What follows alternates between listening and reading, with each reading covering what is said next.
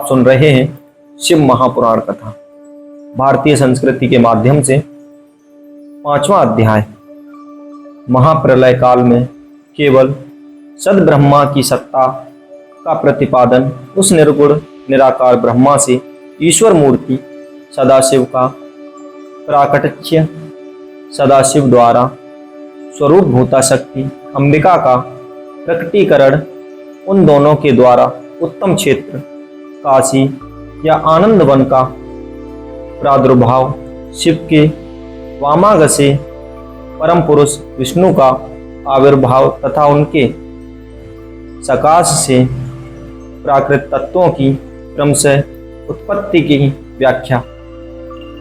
ब्रह्मा जी ने कहा, ब्राह्मण देव शिरोमणि, तुम सदा समस्त जगत के उपकार में ही लगे रहते हो। तुमने लोगों की हित की कामना से यह बहुत उत्तम बात पूछी है, जिसके सुनने से संपूर्ण लोगों का समस्त पापों का क्षय हो जाता है। उस अनामय शिव तत्व का मैं तुमसे वर्णन करता हूँ। शिव तत्व का स्वरूप बड़ा ही उत्कृष्ट और अद्भुत है। जिस समय समस्त चराचर जगत नष्ट हो गया था, सर्वत्र केवल अंधकार ही अंधकार था। न सूर्य दिखाई देते थे, न चंद्रमा, अन्य ग्रहों और नक्षत्रों का भी पता नहीं था। न दिन होता था न रात। अग्नि, पृथ्वी, वायु और जल की भी सत्ता नहीं थी।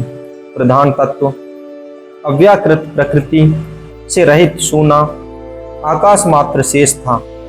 दूसरे किसी तेज की उपलब्धि नहीं होती थी। अदृष्ट आदि का भी अस्तित्व नहीं था।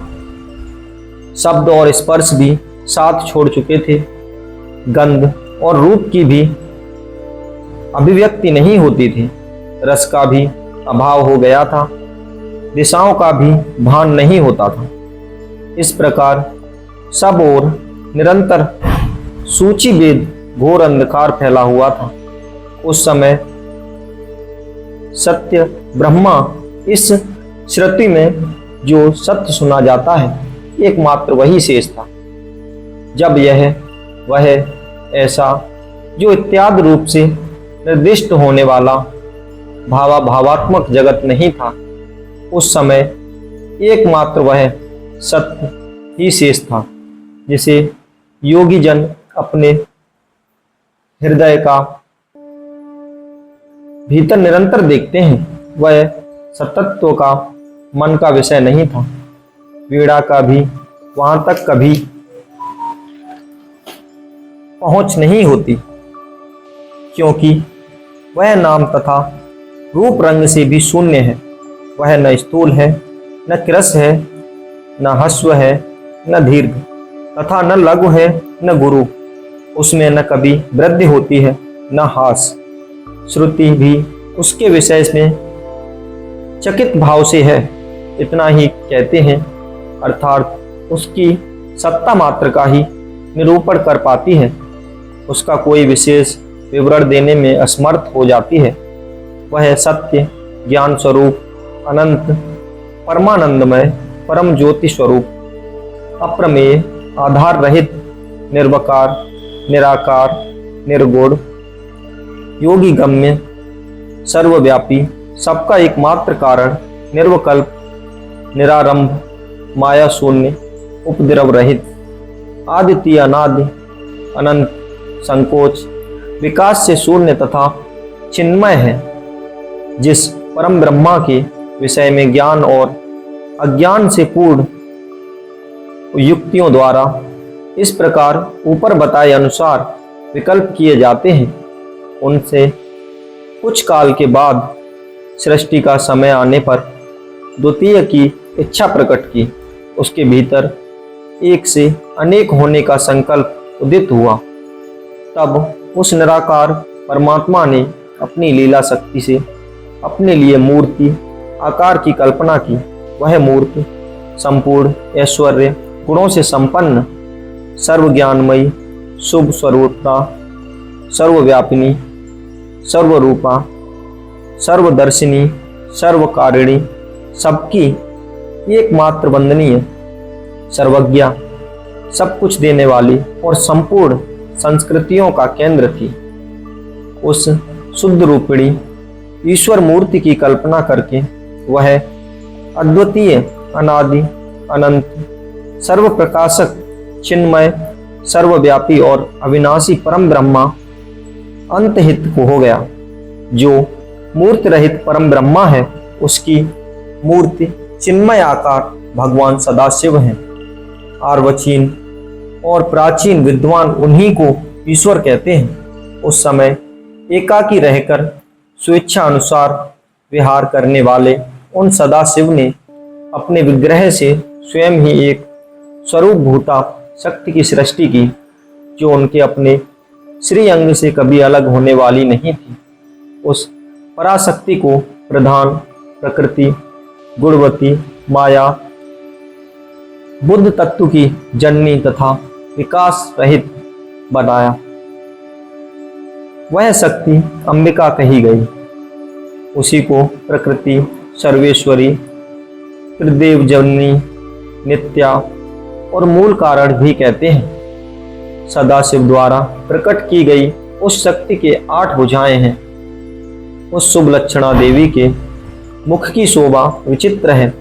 वह अकेली ही अपने मुखमंडल में सदा 1 सहस्त्र चंद्रमाओं की कांति धारण करती है। नाना प्रकार के आभूषण उसके श्री अंगों की शोभा बढ़ाते हैं। वह देवी नाना प्रकार की गतियों से संपन्न है और अनेक प्रकार के अस्त्र शस्त्र धारण करती है। उसके खुले हुए नेत्र खिले हुए कमल के समान जान पड़ते हैं। वह अचिंतनीय तेज से जगमगाती है। वह सबकी योनि है और सदा उद्यमशील रहती है। एकाकिनी होने पर भी वह माया संयोग साथ अनेक हो जाती है। वे जो सदा शिव हैं, उन्हें परम पुरुष ईश्वर, शिव, शंभु और महेश्वर कहते हैं। वे अपने मस्तक पर आकाश गंगा को धारण करते हैं। उनके भाल देश में चंद्रमा शोभा पाते हैं। उनके 5 मुख हैं और प्रत्येक मुख में 3-3 नेत्र हैं। उनका चित्त सदा प्रसन्न रहता है। वे 10 भुजाओं से युक्त और त्रिशूलधारी हैं। उनके श्री अंगों की प्रभा कर्पूर के समान श्वेत गौर है।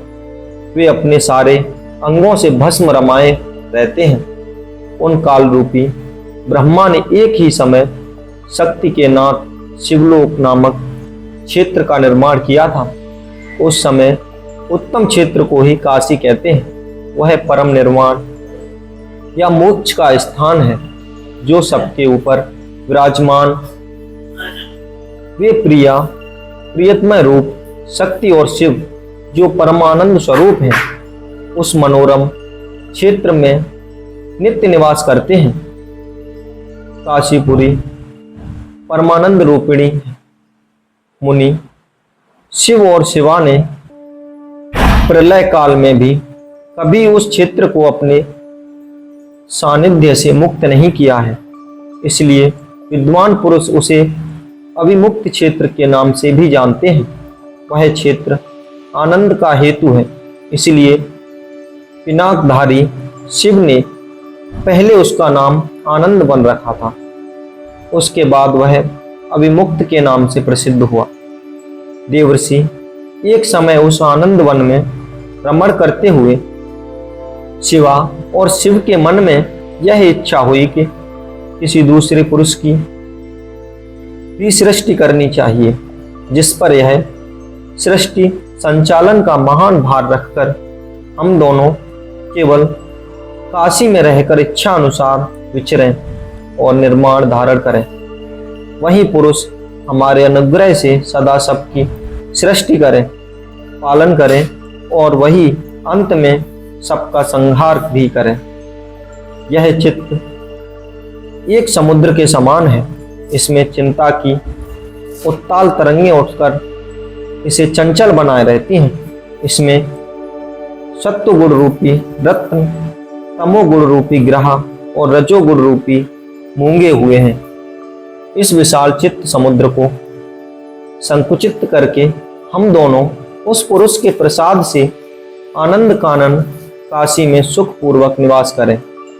यह आनंद वन है, स्थान है जहां हमारी मनोवृत्ति सब ओर से मिटकर इसी में लगी हुई है तथा जिसके 12 का जगत चित्ता से आतुर प्रतीत होता है। ऐसा निश्चय करके शक्ति सहित सर्वव्यापी परमेश्वर शिव ने अपने वाम भाग से 10वें अंग पर अमृत मल दिया। फिर तो वहां से एक पुरुष प्रकट हुआ जो तीनों लोकों में सबसे अधिक सुंदर था।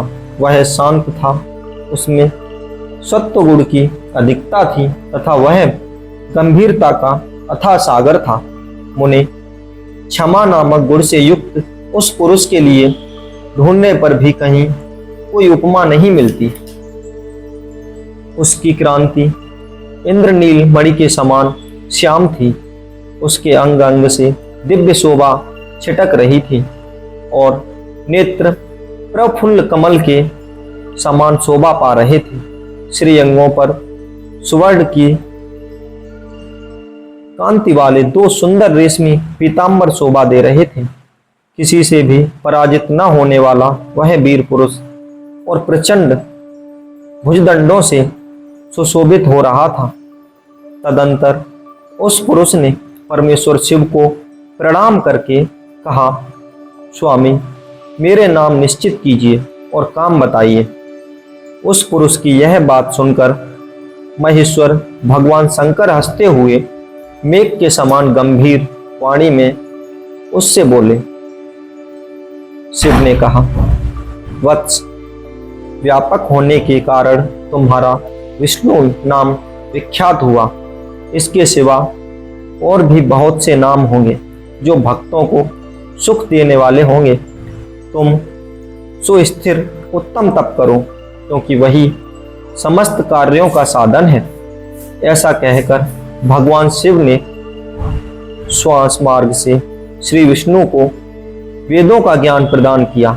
तदंतर अपनी महिमा से कभी च्युत न होने वाली श्री हरि भगवान शिव को प्रणाम करके बड़ी भारी तपस्या करने लगे और शक्ति सहित परमेश्वर शिव भी पार्षद गणों के साथ वहां से अदृश्य हो गए।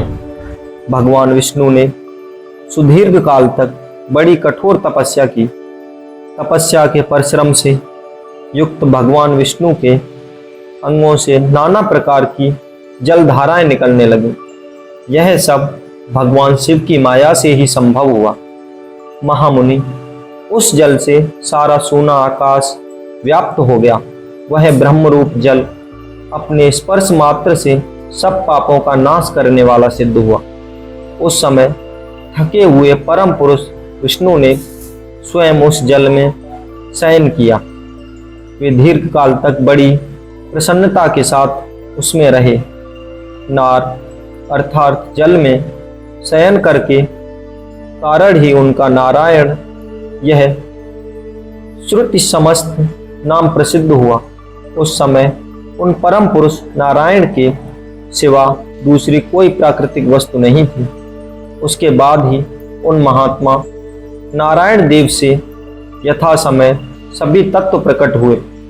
महामते विद्वान, मैं उन तत्वों की उत्पत्ति का प्रकार बता रहा हूँ। सुनो।